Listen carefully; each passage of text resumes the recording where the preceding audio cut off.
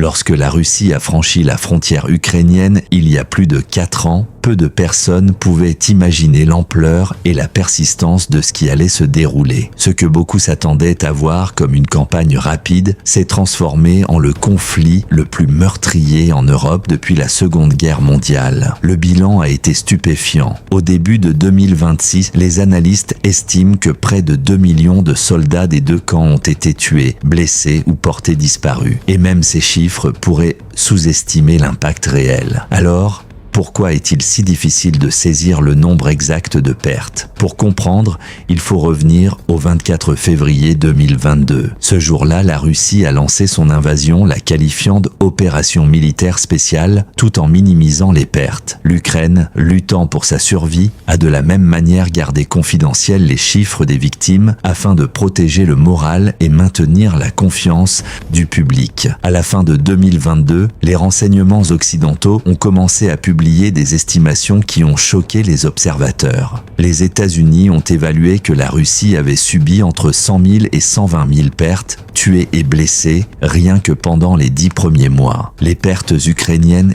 étaient considérées comme comparables. Ces chiffres n'avaient pas été vus dans un conflit européen depuis des décennies, rappel brutal de la rapidité avec laquelle la guerre s'était intensifiée. Au fur et à mesure que l'année 2023 avançait, l'intensité des engagements n'a fait que croître. Le conflit s'est transformé en une guerre d'attrition épuisante. Les renseignements britanniques ont rapporté que la Russie perdait environ 700 soldats par jour, bien plus que l'année précédente, soit un bataillon tous les quelques jours. À la mi-2023, les responsables américains estimaient que les pertes combinées des deux camps avaient dépassé les 500 000. En un peu plus d'un an, un demi-million de soldats étaient soit blessés, soit portés disparus. Bakhmout est devenu emblématique du coût humain. Les forces russes, y compris le groupe Wagner, ont lancé à plusieurs reprises des vagues de troupes contre des positions ukrainiennes fortifiées. L'opération a finalement réussi, mais à un coût énorme. Selon les estimations conservatrices, plus de 20 000 soldats russes ont été perdus pour capturer une seule ville de valeur stratégique limitée. L'intensité de la guerre s'est encore accrue en 2024. La Russie a utilisé des tactiques conçues pour sonder les défenses ukrainiennes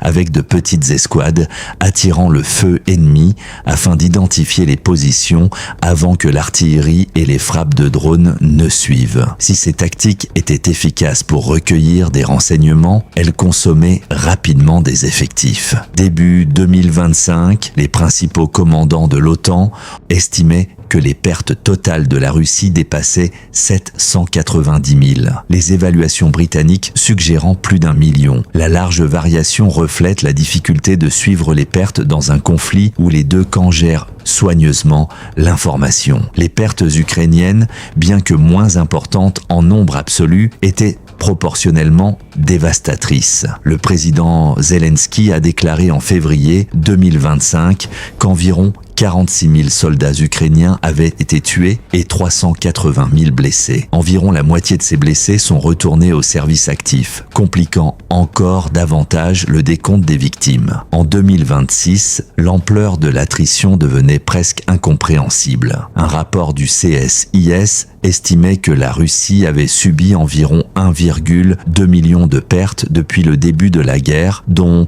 entre 275 000 et 325 000 tués. Rien qu'en 2025, la Russie a perdu près de 415 000 soldats, une moyenne proche de 35 000 par mois. Décembre 2024 fut particulièrement sévère, avec plus de 1500 pertes par jour. Les pertes cumulées de l'Ukraine se situent entre 500 000 et 600 000, dont 100 000 à 140 000 tués. Ensemble, le bilan approche les 1,8 million et pourrait dépasser les 2 millions au printemps 2026. Pour mettre ces chiffres en perspective, les pertes de la Russie en Ukraine dépassent celles de l'Afghanistan, de la Tchétchénie et de tous les autres conflits post-Seconde Guerre mondiale réunis. Pourtant, Même ces chiffres impressionnants restent des estimations. La Russie et l'Ukraine ont toutes deux des raisons de façonner la narration. La Russie met l'accent sur des pertes minimales pour maintenir le soutien intérieur, tandis que l'Ukraine doit trouver un équilibre entre transparence, morale et besoin de soutien international. L'approche russe est étroitement contrôlée. Les chiffres des pertes sont classés secret d'État. Les reportages indépendants sont réprimés et les médias d'État amplifient des récits favorables à Moscou. L'Ukraine, quant à elle, publie sélectivement des informations pour démontrer le succès sur le terrain tout en protégeant ses propres troupes. L'ampleur de la transformation militaire russe ajoute une autre couche de complexité. Son armée professionnelle d'avant-guerre a été en grande partie épuisée. Après la phase initiale de la guerre, la Russie a mobilisé des centaines de milliers de réservistes, souvent issus de communautés minoritaires ou de régions économiquement défavorisées. Des prisonniers se voyaient offrir la liberté en échange de 6 mois de service au combat, avec des dizaines de milliers recrutés uniquement dans le groupe Wagner. En 2025, l'armée s'était considérablement agrandie, mais avec des personnels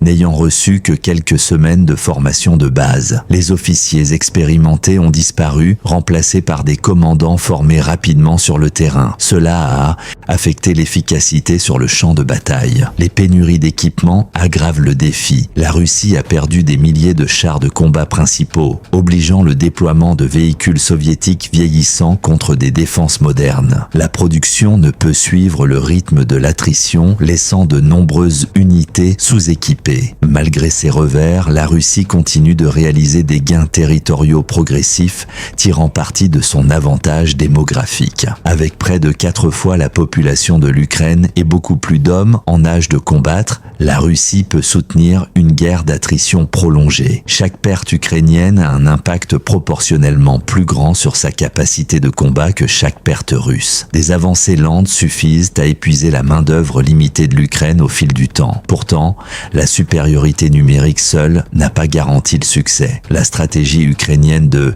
défense en profondeur, champs de mines, obstacles anti-chars et l'utilisation innovante des drones a répété les pertes russes. Les technologies modernes ont transformé le champ de bataille. Drones civils adaptés à un usage militaire, guerre électronique et systèmes guidés par fibre optique ont forcé les unités russes à s'adapter sous le feu. Le conflit n'est pas seulement une question de chiffres, c'est une histoire de résilience, d'adaptation et du coup d'un engagement prolongé. Chaque soldat perdu représente une vie interrompue, un avenir effacé et des communautés marquées. Le bilan final, qu'il soit de 1,5 million, 2 millions ou plus, reste une tragédie continue pour les deux nations. C'est un rappel que derrière chaque statistique se trouvent des familles qui attendent, des rêves mis en pause et des générations façonnées par l'incertitude. L'impact va bien au-delà du champ de bataille, touchant les économies, les